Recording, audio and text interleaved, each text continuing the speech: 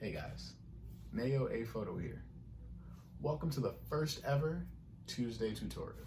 So what are we going to be working on today? We're going to learn how to knock out blemishes like a pro using frequency separation in Photoshop. All right, and this is going to be super quick. It's the fastest method that I figured out through my years of experience. So this is going to be the very quickest, okay? So if you want to be able to retouch like that, this is the method you're looking for. So keep watching, okay? Let's jump right in. So this is the original image. You can see that there are a couple of skin issues here. We see some blemishes, some blotching. We're gonna take care of all of that really quickly, okay? So let me show you just an example of what this will look like afterwards, okay? That's after, this is before. After, this is before. Okay, now let's get rid of everything and start from scratch. I'm gonna show you exactly how to get this done, okay? So we delete that. All right, first step here in frequency separation, separate the layers. So what you're doing, you want to separate the color layer in the skin from the texture layer of the skin. So you would consider pimples to be in the texture layer, pores, texture layer. Those are going to be the smaller pieces that you're working with. And then you're going to consider the blotchiness in areas like you see kind of around here. That's going to be more in the color layer. All right, so how do we do it? So first, let's go ahead and make 2 copies of our background layer. And we're going to rename this color and texture. You always want to rename your layers to keep track of what's going on. All right, now go ahead and hide your texture layer and pull up the color layer.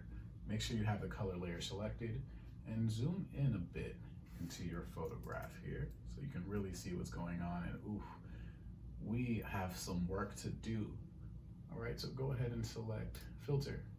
You want blur, Gaussian blur. All right, so now you want to pick a blurred amount where the textures that you want to work with you're no longer seeing as clearly and you're only really seeing the color layers. So for example, if we draw this back, you're able to see the details of this pimple here. So you want to blur so much as, let me actually click on it. So you want to blur to a level where you're not really seeing that detail anymore. And I would say 6 is starting to look pretty good. Okay, now we're not seeing that head at all. So 7 is gonna do a decent job here. Let's go ahead and select 7. All right, and then we're done here. Click your texture layer, go ahead and unhide that, and everything comes back, boom. So with this layer, what we're gonna do, so you're gonna take the original image, subtract the color layer that we just made, and then see what's left. This is the original image here. Now we're about to subtract the color image. How do you do that? Go to Image, Apply Image. And then from here, select Color. Make sure that's selected. You're at Subtract. Observe opacity, you want that at 100%. Scale 2, offset 128. Do I know what it means? I do not. I'm sorry. But okay, so go ahead and hit OK.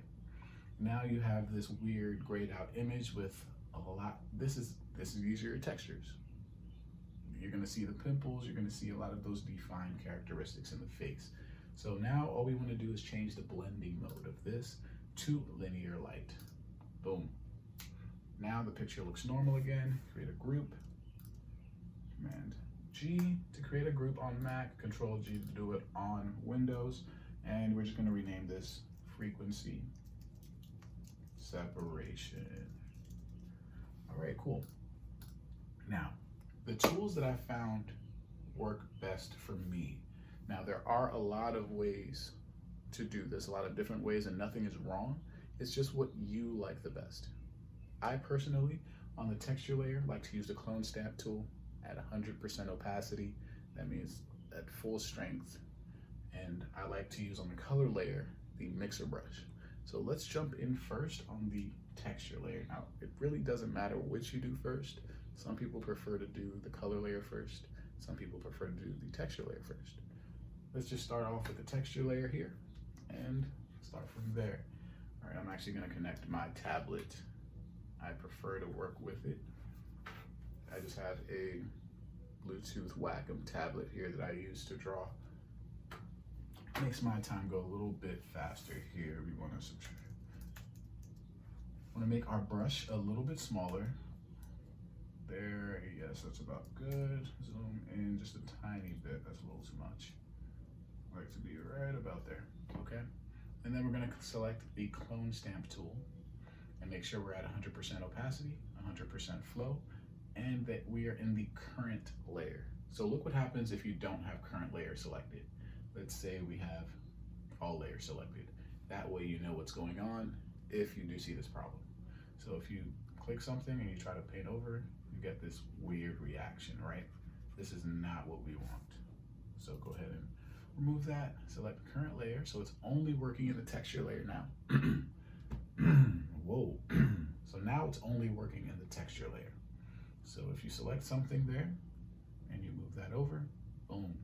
And this is how we work. So I'm just gonna jump in here and get rid of some of these blemishes.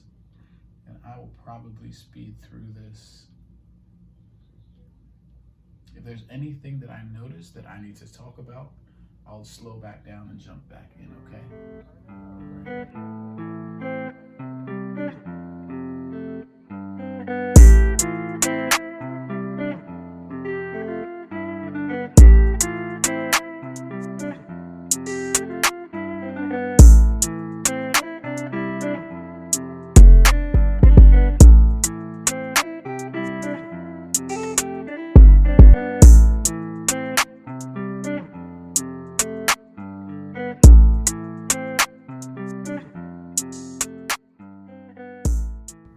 Okay, so now we've gotten rid of most of those blemished textures.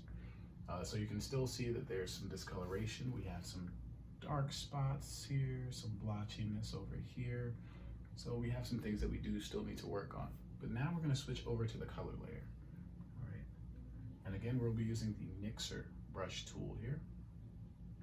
And I just have my wet set to 80%, load set at 75, and mix at 90. So what you want to do here, you don't want to zoom in too far. You still want to have an idea of the overall image. But now you're simply brushing from the light into the dark.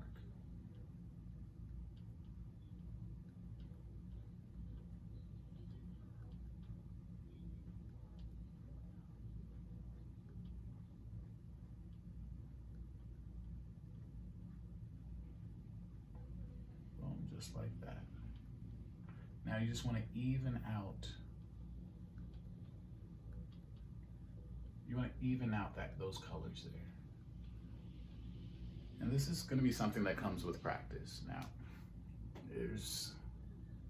you don't want to overdo retouching, because that's where a lot of the fakeness, the rubbery skin, the super soft, you know exactly what I'm talking about. That's where that comes from. So on the texture layers, you want to try and hit as few spots as possible while still keeping the skin looking fresh, clean, lacking blemishes. Same thing with the color layer. You want to do as little work as possible. And with experience, you'll kind of know once you've hit that sweet spot where it still looks realistic, but like they've never had a pimple in their life.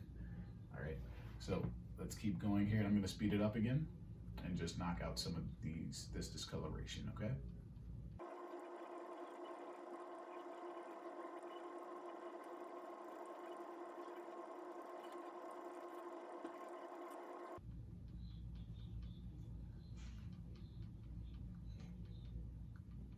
While you're working, make sure you take some time. Step back before you go too far.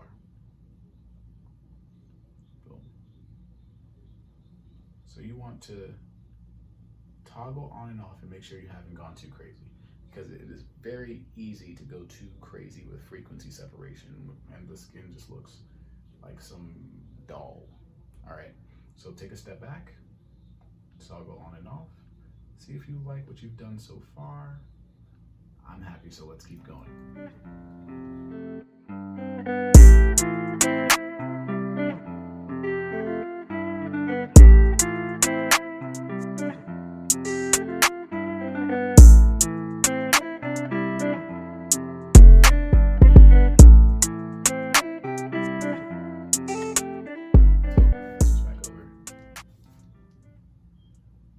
right, so